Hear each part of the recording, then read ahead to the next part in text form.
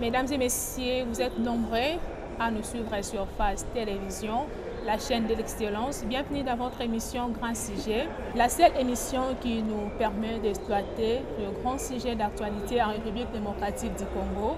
Et cela avec des personnalités ressources. Pour ce numéro, nous recevons pour vous l'honorable Fabrice Bandenonga. Il est élu du territoire de Djungu dans la province de l'Ituri. Ensemble avec lui, nous allons parler de la situation politique en RDC. D'abord, commençons avec l'état de siège décrété par le président de la République. Tout de suite, je vais dire bonjour à notre invité. Bonjour. Honorable Fabrice Bandenonga, très content de vous recevoir dans notre émission. Merci beaucoup. Très chers téléspectateurs, sur ce plateau, je ne suis pas seule. Je suis accompagnée à ma gauche avec mon très cher confrère Arnold Didla, à qui je dis bonjour. Bonjour. Et à ma droite, je suis avec Jenny Ramazani. Ensemble avec eux, nous allons animer cette émission. Bonjour, honorable. Bonjour. Vous êtes élu du territoire de Djungu, une province où l'état de siège est en vigueur. Comment avez-vous réussi cette mesure prise par le chef de l'État, Félix Antoine Tshisekedi?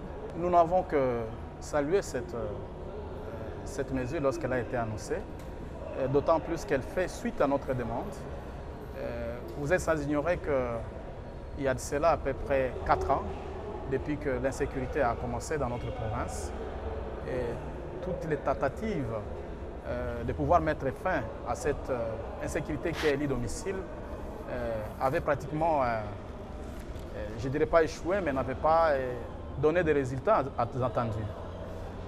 Et il y a de cela plus de presque une année depuis que nous avions proposé au président de la République justement de décréter l'état de siège. Mais ces derniers, dans son pouvoir discrétionnel, avaient plutôt jugé d'abord d'envoyer une mission de sensibilisation, laquelle mission était composée de certains fils du coin pour pouvoir sensibiliser les groupes armés à abandonner les armes et à réintégrer la vie normale. Cette mission, malheureusement, n'a pas été couronnée d'un vrai succès. Il ne s'agissait que d'un succès plus ou moins flasque, plus ou moins partiel. C'est là d'autant plus que les tueries continuaient, les exactions continuaient. C'est ainsi que cette fois-ci, après que la ville de Bunia ait été sérieusement, je dirais, attaquée dans ses périphéries, nous avions décidé de passer à la vitesse supérieure. Nous avions décidé de suspendre notre participation aux activités parlementaires. Et cela a été suivi d'une réunion, à la fois avec le président de l'Assemblée nationale, avec le président de la République aussi. À l'issue de ces réunions, le président de la République a pris une décision responsable et courageuse, celle de l'état de siège. Et comme vous le savez, c'est une mesure prévue par les constituants.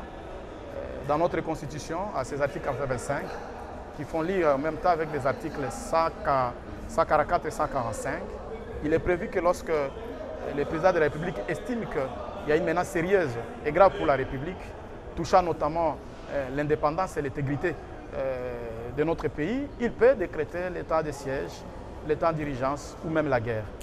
Et ici donc il s'agit de l'état de siège qui est décrété et nous saluons et nous encourageons cette mesure.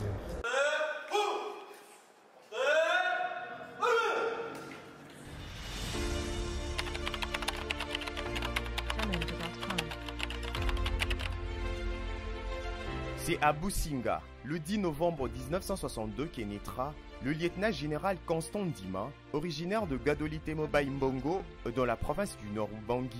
Discret et efficace, il aura eu la palme de bravoure au sein des forces armées de la RDC, où il a gravi des échelons en occupant diverses fonctions, d'abord comme chef de section, chef peloton, commandant compagnie, commandant bataillon, chef de la section 3 brigades, commandant secteur opérationnel, commandant région militaire, ensuite chef d'état-major adjoint de forces terrestres, commandant 2e zone de défense, commandant 3e zone de défense, puis chef d'état-major général adjoint, chargé de l'administration et de la logistique.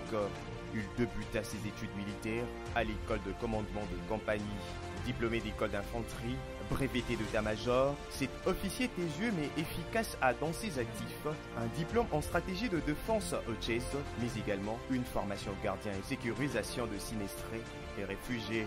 Marié, père de 9 enfants, sa nomination à la tête du gouvernorat de la province du Nord Kivu, suite à l'état de siège décrété par le garant de la nation, traduit la volonté du président de la RDC, chef de l'État, de mettre fin à cette histoire sombre de massacre de la population de l'Est, afin de permettre aux âmes de victimes de reposer en paix et à la population du Nord Kivu d'ouvrir une page de joie.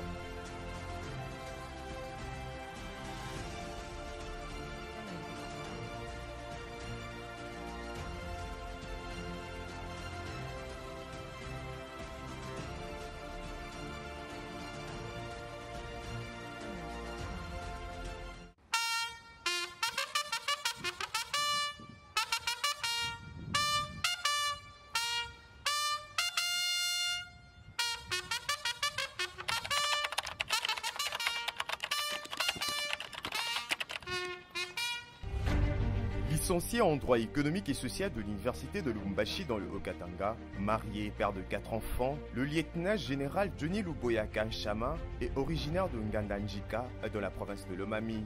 Discipliné et intransigeant sur les questions essentielles, ses commandants de la première zone de défense a vu le jour le 2 septembre 1965. Nommé gouverneur de la province de l'Uturi par ordonnance présidentielle, suite à l'état de siège décrété dans cette province de la RDC par le chef de l'État Félix Antoine Tshilombo Tshisekedi pour mettre fin à la sécurité dans cette partie du pays de Lumumba, Ekimba Vita, fin stratège, homme efficace et effacé, reconnu d'avoir cette capacité de rapprocher les postures contradictoires en misant sur la dialectique comme arme de la performance, cet ancien chef d'état-major adjoint de la force navale connaît parfaitement cette région avec une expérience avérée et maîtrise également la sociologie du milieu. Au sein des forces armées nationales de la RDC, le lieutenant-général Johnny Luboyaka Chama a occupé plusieurs fonctions telles que officier de renseignement de 1997 à 2003, chef d'état-major 6e région militaire Katanga, coordonnateur adjoint structure militaire d'intégration. Fervent catholique pratiquant, en 2014 il sera élevé au grade de général et envoyé au Grand Équateur comme commandant régent. Il a aussi obtenu un diplôme en stratégie militaire au Collège de hautes études stratégiques de la défense tchèze avec une distinction. Outre le Chiluba, Swahili et Lingala, le nouveau gouverneur de la province de l'Ituri, le lieutenant-général Johnny Luboyaka Chama, parle couramment le français et l'anglais.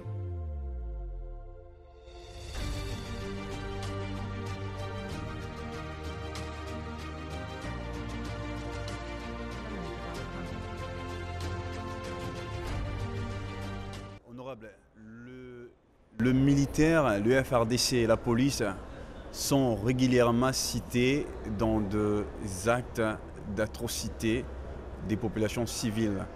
Et ils sont cités également de commettre des trafics de minerais. Pensez-vous qu'au jour d'aujourd'hui, puisqu'ils sont dans la commande des institutions au niveau provincial, cela ne va pas occasionner une exacerbation de faits qu'ils commettent déjà bien avant? Parce que la société civile déjà sonne l'alarme à cet effet. Non, l'armée, c'est l'armée de la République. c'est l'armée du peuple congolais. Et donc, quels que soient les défauts qui se trouvent dans notre armée, nous ne pouvons pas rejeter notre armée. Et donc, nous disons que nous avons une armée responsable, capable de mener des opérations, mais nous disons en même temps qu'il y a aussi des brebis galeuses dans l'armée. Il y a aussi des fils égarés dans l'armée qui peuvent se comporter de manière indigne par rapport aux lois de la République et par rapport aux normes militaires. Et nous avons évidemment aussi certains indices sur le terrain, parce que des fois on retrouve les éléments de groupes armés avec les mêmes tenues des FARDC. Ça suppose qu'il y a quelque chose de flou qui se passe. Nous ne pouvons pas ici affirmer, parce que nous n'avons pas, je dirais, des preuves matérielles certifiées par rapport à ça, mais je me dis,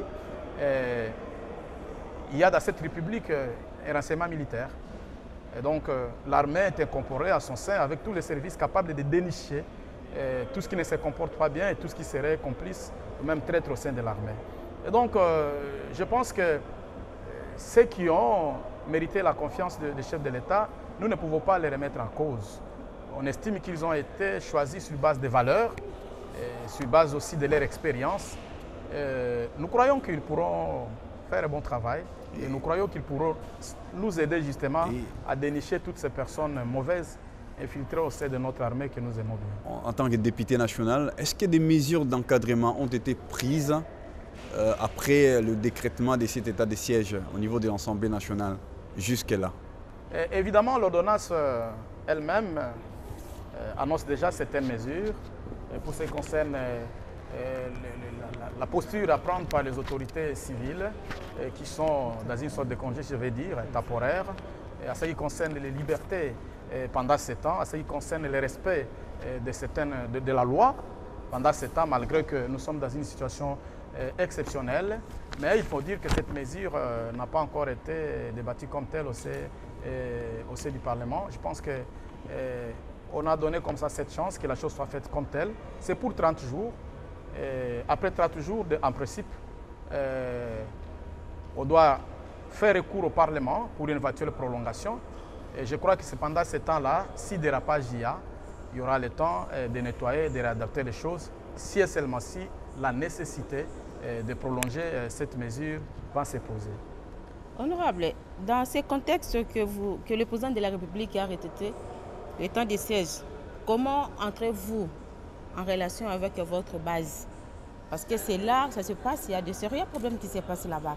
Vous êtes élu, vous êtes ici à Kinshasa. Maintenant, quand le moment viendra d'ici là, vous serez en mesure d'aller là-bas pour aller rencontrer vos bases, des choses qui se passent normalement dans notre pays. L'état de siège n'a pas interdit aux députés d'aller en vacances parlementaires. Ça n'a rien changé par rapport à nos activités parlementaires. Il n'y a aucune restriction par rapport à nos activités. Il y a seulement une mesure qui a été dite que les immunités sont plus ou moins remises à cause pour la personne qui serait détectée comme complice des groupes armés. Mais à part ça, rien n'a changé. Hein. Dans les fonds, aussi, toutes les lignes. Nous sommes en contact avec nos bases. Et lorsque le temps arrivera pour que nous puissions aller en vacances parlementaires, nous allons nous adresser aux autorités qui sont là pour notre arrivée et pour notre sécurité, comme cela a toujours été de coutume. Et je pense même que ça sera plus renforcé parce que tout sera militarisé. Mais alors, honorable, de manière définitive, il y a eu des tractations, il y a eu des démarches, il y a eu des commissions spéciales engagées au niveau des contrées qui sont touchées par l'insécurité. Pensez-vous réellement que la décision prise par les chefs de l'État, cette fois-ci, est la meilleure pour relever les défis et éradiquer définitivement ces groupes armés? Ou bien il faut aller par là pour en arriver à d'autres décisions à venir? Bon, moi je pense que c'est l'une des décisions à laquelle il fallait finalement arriver. D'autant plus, je rappelle à l'étation de l'opinion, pour ceux qui ne le connaissent pas, il ne s'agit pas de la première mission du chef de l'État, comme je l'ai dit au départ. Il s'agit de la deuxième mission. La première, elle a été celle de sensibilisation, celle de pacification, sans les coups d'armes. Mais il s'est fait que cette approche n'a pas vraiment produit de résultats attendus. Les résultats n'ont été que partiels, alors que nous avons besoin d'une paix définitive, d'une paix durable. C'est ainsi que, voyant ces exactions persister, sur notre demande, le chef de l'État a pris cette décision que je qualifie de courageuse que je qualifie aussi de salutaire, parce que je crois à ça. Je crois à ça. Et j'accorde à cet état de siège toutes les chances de réussir et de nous remettre la paix dont nous avons vraiment besoin pour le moment et pour le développement de notre très chère province. Si cette stratégie ne marche pas, on envisagerait une autre. On n'en est pas à la fin. Parce que je me souviens, nous avons une jurisprudence vers les années 2003, alors que le pays était en proie de la rébellion, à peine le pays venait d'être pacifié, le président sortant avait à son temps accepté qu'une force multinationale puisse venir en appui. Et nous avons vu des contingents français, mais aussi pakistanais pour le code de la MONUSCO, mettre fin à toutes les aventures qu'il y avait en Ituri. Et donc nous avons encore d'autres solutions en vue.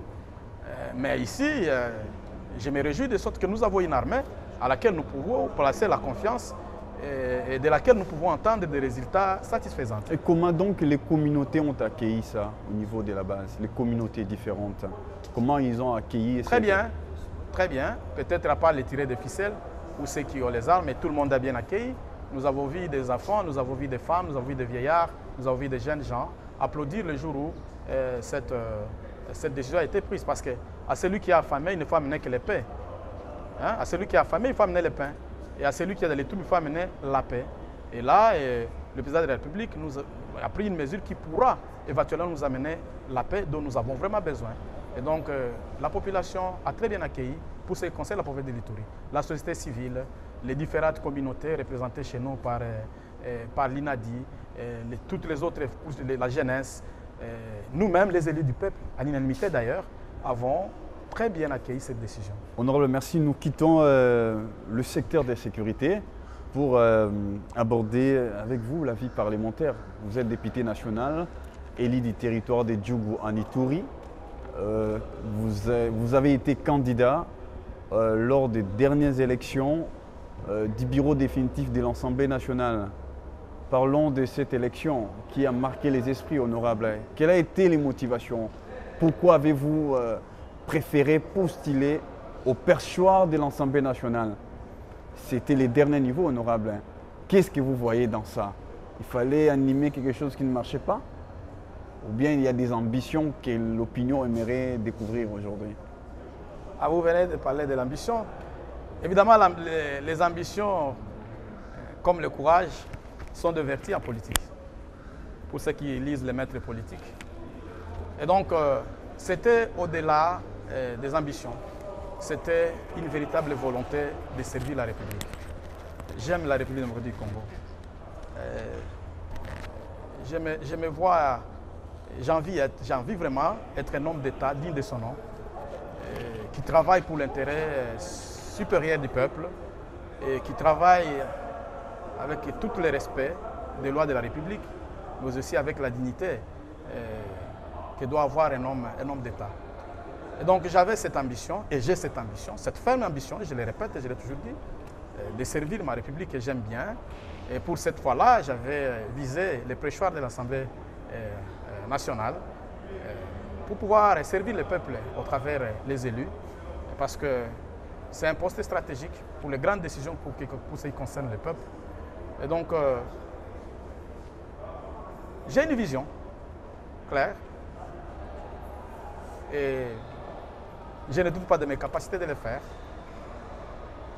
Et cette vision, elle est bénéfique pour le peuple. Je m'assieds. Et donc, c'est partie remise, c'est une partie remise. Nous avons essayé, ça n'a pas marché. Mon vieux Mbosso est aujourd'hui président de l'Assemblée nationale. Je le soutiens, je l'appuie. Avant, j'avais dit dans mon histoire précédente que je le respectais. Mais aujourd'hui, je peux ajouter au respect, je l'appuie. Parce que je vois l'approche est plutôt bonne. Et lorsque quelque chose est bien, il faut l'accepter. Lorsque quelque chose est bien, il faut l'accepter. Je ne le dis pas par rapport à quelqu'un. Je ne dis pas que c'est bon par rapport à qui. Mais je dis qu'il travaille bien. Il est à l'écoute du peuple. Il est à l'écoute des députés. Et il essaye de résoudre à son point les préoccupations des députés.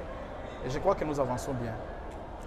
Honorable, vous êtes député national. Pouvez-vous nous dire ce qu'est un député et qui peut être un député? Le député national est une personne un élu, national comme provincial, ce sont les élus. Ce sont des personnes qui incarnent certaines valeurs, certaines capacités et que le peuple a jugé bon de les porter haut pour être leur voix au niveau des institutions. Et ce sont des personnes rares. C'est une perle, je vais le dire, contrairement à ce que le commerce des mortels dit. Parce qu'il s'agit là de chercher 500 personnes parmi 100 millions à peu près. Le rapport est de 1 sur 200 000. Vous voyez? Imaginez-vous que le stade des Martyrs est construit pour 80 millions, 80 000 personnes. Et vous remplissez 2 stades des Martyrs pour chercher une personne. Et c'est ça l'élu du peuple. Il a pour mission de voter les lois. Il est l'autorité budgétaire aussi. Il a pour mission de contrôler l'exécutif, de contrôler les services et les établissements publics de l'État. Voilà autant de rôles du député. Il est le porte-parole du peuple. Il fait la connexion entre la population et les institutions. Et donc, c'est une personne plutôt qu'il faut protéger, qu'il faut aimer. C'est l'ami du peuple. De tous les pouvoirs politiques, c'est le pouvoir le plus proche du peuple. C'est lui qui écoute et c'est lui qui explique au peuple ce qu'il y a. Quand nous allons à vacances parlementaires, nous faisons des restitutions, mais nous recueillons aussi les doléances du peuple pour les ramener ici en termes de rapports de vacances parlementaires. Et donc, je peux vous dire que ce n'est pas un travail facile. Un député digne de son nom ne se repose presque pas. Il est à la fois professeur, il est à la fois étudiant, il est à la fois chercheur, il sait beaucoup de choses à la fois. Hein? Donc, parce que lorsque je me rends à ma base, pour mon peuple, je suis tout. C'est moi le ministre de la Santé. Il a un problème par rapport à la santé, il me pose. C'est moi le ministre de l'Infrastructure. Il a un problème de facile, il me pose. C'est moi le ministre de la Défense. Il a un problème de sécurité, il me pose. Vous voyez cette charge-là. Et donc moi, je pense que ce sont des personnes que la population doit aimer. Il faut extirper de l'esprit de la population cette mauvaise pensée qui consiste à croire que le député n'est que là comme quelqu'un qui bouffe gratuitement l'argent de la République. C'est faux. C'est un travail très lourd. C'est une très grande responsabilité si on veut le faire comme un vrai député. Mais si on veut s'aventurer, on peut aussi s'aventurer. Honorable Fabrice, quel peut être le rôle d'un député national dans la consolidation de la jeune démocratie congolaise? Vous parlez de la consolidation de la démocratie congolaise. La démocratie est une mode de gestion basée essentiellement sur le respect des textes. Quand il n'y a pas la loi, quand il n'y a pas le respect des textes, il n'y a pas de démocratie. Or, le faisait de la loi, c'est les députés. C'est pourquoi, par exemple, ici, dans le cadre de cette session, nous devons, par exemple, voter la loi électorale. Nous devons retoucher la loi organique concernant, par exemple, le fonctionnement de la CENI. Est-ce que vous comprenez ça? Et donc, je peux dire que ce n'est pas pour rien qu'on appelle le palais du peuple le temple même de la démocratie. C'est le socle de la démocratie. Sans les députés, on ne peut pas parler de la démocratie. C'est l'élément moteur, l'élément central de la démocratie. Dans la pratique, la démocratie est vécue dans la fonction Assemblée nationale et dans la fonction des députés, vous qui êtes maintenant en plein mandat. La démocratie, chez nous, elle existe. Elle est aussi vécue, mais elle n'est pas peut-être parfaite, mais elle n'est pas aussi peut-être parfaitement vécue. Mais néanmoins, elle existe. Je vous rappelle que nous sommes au 3e cycle électoral dans ces pays, à 2006, à 2011 et à 2018. Et donc, il y a une marche démocratique. Nous faisons des pas démocratiques. Et bientôt, peut-être à 2023, on pourra en avoir le 4e cycle de la démocratie. Donc, on peut donner la mention combien sur 100? S'il faut donner une mention. Moi, je peux parler de 60%, je peux parler de 60%, 70%. Bon, non, 60%. Nous évoluons plutôt bien. La retombée, c'est par rapport aux attentes de la population, ce qui s'est fait au niveau de l'Assemblée nationale, vous avez député national, en rapport avec les déshydratats de la base. Est-ce que vous incarnez, vos efforts au niveau de l'Assemblée nationale incarnent réellement les préoccupations de la population? Déjà 2 ans et demi, 3 ans. Je peux vous dire la main sur le cœur que si tout dépendait des députés, ce pays sera déjà très développé.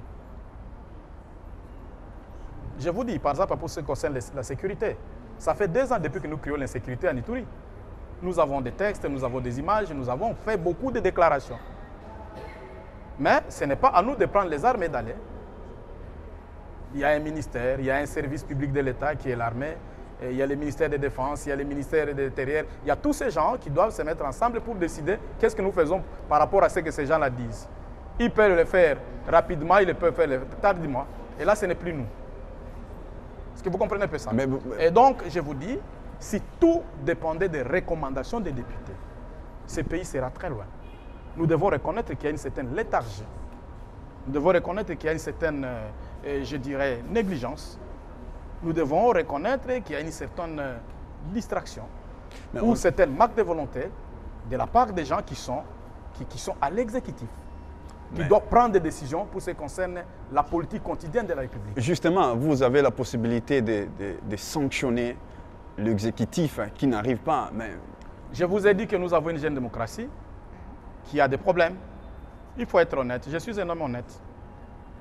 Des fois, pour des raisons politiques, certaines actions de contrôle parlementaire sont des fois bloquées. On doit être honnête et il faut que nous soyons au-delà de ça. Il faut que nous soyons capables de dire, vous êtes de mon parti politique, c'est bien, nous sommes de la même famille politique, c'est bien, mais si vous ne faites ce qui ne raconte pas l'intérêt du peuple, ce qui ne contribue pas à l'avancement de la République, on vous sanctionne. C'est à cela que nous devons arriver. Et ça, il faut reconnaître que nous sommes encore plus ou moins loin de ça. Et nous croyons que nous allons faire de plus en plus de pas. Honorable Fabrice, vous êtes député national, élu de Djoungo. Quelle est votre relation avec votre famille politique vis-à-vis des enjeux de l'ère? Je suis en bonne relation avec ma famille politique. C'est-à-dire que quand vous avez déposé votre candidature en tant que président de l'Assemblée nationale, c'était par rapport à votre ambition personnelle ou c'était par rapport à votre parti politique qui vous a engagé? L'arrêt de la proportionnelle a consacré les caractères non impératifs du mandat de député.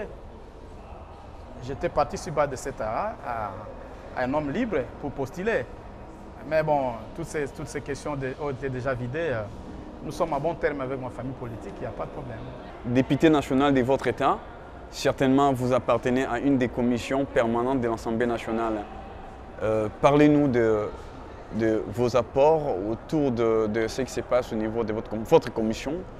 L'opinion aimerait savoir, honorable Fabrice Bandenonga contribue dans la commission dans tel domaine, déjà ce que vous avez déjà à faire et quelles sont les difficultés rencontrées autour des travaux parlementaires jusqu'à là? Je suis de la commission environnement, tourisme, ressources naturelles, développement durable. Je suis membre de cette commission-là. Et depuis que je suis dans l'Assemblée, je fais de certains secteurs ma priorité. Il y a quelques mois, j'étais très déçu parce que j'étais en train de voir que mes efforts étaient vains, d'autant plus qu'aucune de mes revendications n'a été prise en compte. Mais je peux vous dire qu'actuellement, je commence à être un homme heureux parce que je me rends compte que la plupart de mes recommandations que j'ai formulées, que ce soit dans la commission, que ce soit dans les plénières, que ce soit dans les différentes déclarations politiques, dans différents cas de nous apparaissons, ont été majoritairement prises en compte dans le programme du gouvernement. Ça, j'en suis fier, je suis très content. Et je fais notamment de la sécurité de l'Est mon cheval de bataille. Et aujourd'hui, dans le programme du gouvernement, la sécurité de l'Est apparaît justement au tout premier point. Et c'est pour ça que j'ai voté comme un chèque blanc ce programme de gouvernement, quand j'ai vu que la sécurité en était la principale préoccupation. Je fais de la situation de Sokimo, la situation de la vie de Sokimo, qui est notre société, je dirais naturelle. La Sokimo, ex-Kilomoto, est à cheval entre la province de l'Ituri et la province de Haut-Ouélé. Il s'agit d'une société qui, à son temps, a boosté la GECAMIN, le GA GECAMIN, qui a boosté l'AMIBA. Il s'agit d'une société qui a utilisé beaucoup de personnes venues de partout ailleurs dans la République démocratique du Congo. Et cette société est à faillite. Elle est tombée à faillite vers les années 80. Certaines parties de cette terre ont été même amodiées, passées entre les mains de plusieurs sociétés étrangères, sans impact visible sur le terrain. Et Kilomoto a signé plusieurs contrats, dont un seul a été productif, celui avec Ibali Gold en province de Haut-Ouélé. Mais malheureusement, Sokimo n'a pas vraiment profité des dividendes. Parce que vous n'êtes pas sans ignorer, et cela a d'ailleurs alimenté la presse ici il y a quelques jours, que Sokimo est à procès avec Kibali Gold au niveau du tribunal de commerce et que les avoirs de Kibali Gold seraient même gelés pour les contraindre à payer Sokimo. Et lorsque je vis la relance de Sokimo à côté de Miba et de Jekamine ainsi de suite dans les programmes du gouvernement, cela m'a consolé. Et donc je vois que nos efforts n'ont pas été vains, ça commence à produire des fruits. Et vous n'êtes pas sans ignorer que, délégué par notre caucus, le collègue Draza, Achule, qui est un ex-agent de Sokimo, député national aujourd'hui, ainsi que moi-même, avons fait notre plaidoirie au niveau du ministère de la Justice, au niveau des autorités pour arrêter la vente des immeubles de Sokimo qui était déjà programmé, arrêté par une décision de la justice. Et ce sont donc là les chevaux de bataille. J'ai aussi beaucoup travaillé pour ce qui concerne la zone libre d'échange continentale en Afrique. L'avènement de la zone libre d'échange continentale en Afrique, récemment signé, ratifié également, voté au niveau de l'Assemblée nationale, au niveau du Sénat, et qui va être très bientôt mise en application. Pour être franc avec moi-même, j'estimais qu'il était très tôt pour nous d'aller démonter dans ce train-là, parce que nous ne sommes pas suffisamment préparés. J'estimais qu'il a fallu pour nous assainir d'abord les secteurs économiques pour pouvoir, je dirais, favoriser les investissements, produire nous-mêmes, pour nous-mêmes, avant d'exporter. Mais honorable, lorsque les amis, les collègues députés, vos collègues députés, disent qu'il fallait être à l'intérieur de la charnière pour se montrer fort, il ne fallait pas rester à l'extérieur du système. Il n'y avait pas opportunité. Je ne vais pas remettre ici les choses en cause, d'autant plus que la loi est votée. Mais je vous présente ce qui étaient mes analyses. Nous sommes en majorité. Vous pouvez dire quelque chose si elle est rejetée par la majorité. Nous sommes en démocratie. Vous pouvez émettre une idée. Si elle est rejetée par la majorité, vous subissez la décision de la majorité. Moi, j'avais des idées par rapport à ça. Pour moi, je disais qu'il fallait d'abord se préparer. Il s'agit de la loi du marché. Vous ne pouvez pas aller au marché sans rien. Et là, donc, nous avons fait une politique d'aller faire l'entraînement sur les rings. C'est là. Les autres sont préparés à la guerre, ils produisent, ils sont prêts à ramener les produits vers nous. Nous n'avons même pas encore assaini notre espace économique, notre espace d'investissement. Nous avons encore beaucoup de problèmes par rapport aux taxes aux impôts dans cette République. Et lorsque le ministre... Alors, écoutez, je suis en train de venir, mais la loi est votée. À ce titre, comme un homme d'État, je ne peux qu'accompagner cette nouvelle vision, cette direction qu'a prise la République. Je ne peux qu'accompagner. Avant, je le disais pour que ça soit retardé un peu, mais c'est parti. Et comme c'est parti, j'ai dit qu'il s'agit d'une notion transversale qui va impliquer beaucoup de ministères, notamment le ministère de l'Agriculture, commençons d'abord par le commerce extérieur, l'agriculture, pêche et élevage, l'industrie, toutes ces choses-là, avec d'autres ministères d'appui, notamment celles des infrastructures, mais aussi de l'énergie. Parce que vous n'avez pas d'énergie, vous n'avez pas d'industrie. Vous n'avez pas d'infrastructure, vous n'avez pas de route, vous ne savez pas évacuer vos produits. Et les industries, nous devons transformer. Nous devons produire pour nous-mêmes et pour être capables d'amener sur les marchés qui nous attendent. Et toutes ces choses, il faut les faire à vitesse de croisière. Il faut les faire très rapidement. Et quelle sera la contribution du Parlement, puisque vous êtes député, dans le cas échéant? Nous attendons que le ministre sectoriel puisse nous proposer des réformes, puisse nous proposer ce que nous pouvons faire pour eux, pour faciliter l'avènement, pour nous rendre aptes d'aller vers ça. Parce que je sens que nous n'avons rien. Hein. Tout ce que nous produisons dans ces pays actuellement, c'est peut-être les minéraux, des matières minérales peut-être. Dans les secteurs miniers, nous avons quelque chose. Le bois, on ne contrôle pas. Les riz, ça vient d'ailleurs. Les huiles viennent d'ailleurs. Tout vient d'ailleurs. Le poisson, tout nous consomme. Nous sommes un marché des autres. Et c'est ridicule pour un grand pays comme ça. Et c'est dans ce cadre-là aussi, dans notre commission, avons travaillé sur la loi Moutiri, modifia le code, modifia la loi sur l'agriculture pour essayer d'assouplir un peu les choses afin de faciliter les investissements pour que nous puissions réellement produire. C'est ridicule. Un pays aussi vaste, un pays qui a toutes les potentialités, que nous soyons réduits au marché des autres. Et ça, ce sont des choses que nous devons résoudre le plus rapidement possible.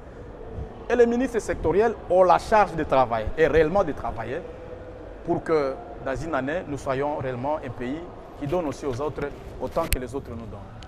Voilà, honorable Fabrice, parlons de la responsabilité d'un député national au sein de l'Assemblée nationale en rapport avec la difficulté de sa base. Est-ce que honorable Fabrice aujourd'hui incarne réellement les aspirations de sa base? J'ai dit oui, je suis en parfaite harmonie avec ma base. Je suis un fidèle porte-parole de ma base. Jusque-là, je n'ai pas encore marché en dehors de leurs convictions. Et vous savez, il y a une erreur qui s'est glissée dans les matals congolais, dans les communs des mortels. Ça consiste à prendre les députés comme celui qui doit faire les projets de développement au sein de la communauté. Vous m'avez demandé le rôle des députés. Je ne vous ai pas dit que les députés ont pour rôle de construire les écoles, de construire les ponts, de construire les routes. Non, ça c'est le rôle du gouvernement. Et c'est pour ça que nous avons des ministères spécifiques pour répondre à l'entendement du peuple. C'est lui qui a les moyens. Et ça, il faut que ça soit clair. Le député n'a pas les moyens de gouvernement pour le peuple. Le député a ses émoluments, à la limite ses primes. Mais celui à qui on donne les moyens de l'État pour rejoindre l'entendement du peuple, pour contribuer au bien-être de la population, parce que l'État doit avoir pour objectif la paix, le bien-être de la population. Celui qui les fait, c'est le gouvernement. Ce gouvernement, il est au niveau central. Ce gouvernement, il est aussi au niveau provincial, géré par le gouverneur. Ce sont ces gens qui ont les moyens de l'État. Ce sont ces gens qui peuvent répondre au développement dans leur secteur et dans leurs entités. Il ne s'agit pas des députés. Et il faut que ça soit clair. Il ne faut pas qu'on dise, parce que tel député n'a pas construit les centres de santé, on ne va plus les réélire. Ça ne se justifie pas. Ça n'entre pas dans le rôle des députés. Le rôle des députés, c'est ce que je fais. Je rentre, je fais mes rapports parlementaires, mes restos parlementaires, je prends les aspirations du peuple et je les amène. Je sanctionne celui qui ne veut pas marcher selon les entendements du peuple. Je contrôle à la fois les budgets, mais aussi les services et les établissements publics de l'État. Tels sont, à quelques mots, les rôles révolus reconnus par les députés, considérablement reconnus par les députés. Ce n'est pas exécuter la politique courante, non, non. Nous avons trois pouvoirs, je vous rappelle. Nous avons un pouvoir législatif, c'est nous qui faisons les lois, les contrôles, tout. Nous avons le pouvoir exécutif, et c'est ceux-là qui mènent la politique quotidienne du pays. Ce sont eux qui doivent répondre quotidiennement aux besoins de la population. Et enfin, nous avons le pouvoir judiciaire, qui vient comme arbitre pour recadrer les choses au cas où il y a des rapages. Honorable Fabrice, quelle est la vraie cause de la pauvreté dans notre pays et quelles sont les solutions que vous avez en tant que député national? La vraie cause de la pauvreté dans notre pays, je dirais que manque de conscience. Tout simplement. Donc, je me dis, il suffit dans ces pays de trouver des hommes d'État conscients de ce qu'ils sont et conscients de ce qu'ils ont. Tout peut changer dans cette république en rien du tout. Il faut ajouter à cette conscience une dose de rigueur, tant à la production qu'à la consommation, à l'entrée comme à la sortie de l'argent de la République. Il faut de rigueur. Il y a beaucoup d'argent de la République qui entre dans la poche des individus. Tout simplement parce que le contrôle est flasque à l'entrée, mais aussi à la sortie. Et il faut être rigoureux à l'égard de ceux qui manipulent l'argent de la République. Il faut trouver des hommes qui ont des visions pour les placer. Ce n'est pas très compliqué. Moi, je me dis aujourd'hui, si c'était moi le conseiller principal du gouvernement, j'allais leur dire, comme l'a fait le Premier ministre, et ça j'acclame, parce que là nous avons marché vraiment sur les mêmes ondes. Oui, il faut commencer par la sécurité. Sans la sécurité, il n'y a rien. Sans la sécurité, il n'y a pas de travail. Sans la sécurité, il n'y a pas de déplacement. Sans la sécurité, il n'y a rien. Il faut que l'autorité de l'État s'affiche sur toute l'étendue de la République démocratique du Congo. Et je crois que cela est possible. Nous devons avoir le contrôle périmètre par périmètre de toute l'étendue de la République démocratique du Congo. Après ça, il faut ouvrir les routes, les infrastructures. Donner les routes partout jusqu'au fond. Les Congolais connaissent se débrouiller parfaitement. Rendez-lui la circulation libre. Il faut travailler à sorte que les coûts de transport baissent dans cette République. Que ce soit les transports aériens, que ce soit les transports terrestres, que ce soit les transports fluviaux. Les ministres sectoriels doivent travailler dans ce sens-là. Il faut booster le secteur de l'agriculture. Et c'est là où je rejoins les chefs de l'État. Parce que lorsque quelqu'un a la paix, quelqu'un a la nourriture pour manger, et quelqu'un il a la facilité d'évacuer ses produits, le reste c'est fini. Il peut envoyer son enfant à l'école, il peut faire tout. Tout commence par là. Il faut à côté de cela, bien sûr, avoir de bonnes infrastructures de santé. Parce qu'au centre de tout, c'est l'homme.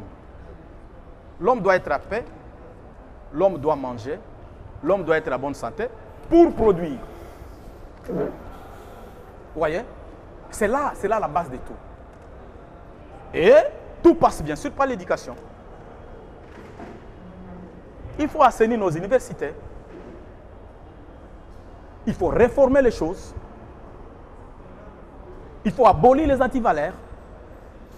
Il faut de la rigueur dans la formation et dans l'enseignement pour produire des hommes qu'il faut et des femmes qu'il faut. Donc, moi, je pense que ce ne sont pas des choses très compliquées. Il suffit d'avoir des hommes consciencieux et de les mettre à la place qu'il faut. Tout peut aller. Et il faut la justice. Machiavel a dit que la République a deux fondements principaux. L'armée et la justice. Ça rejoint mon premier volet de développement.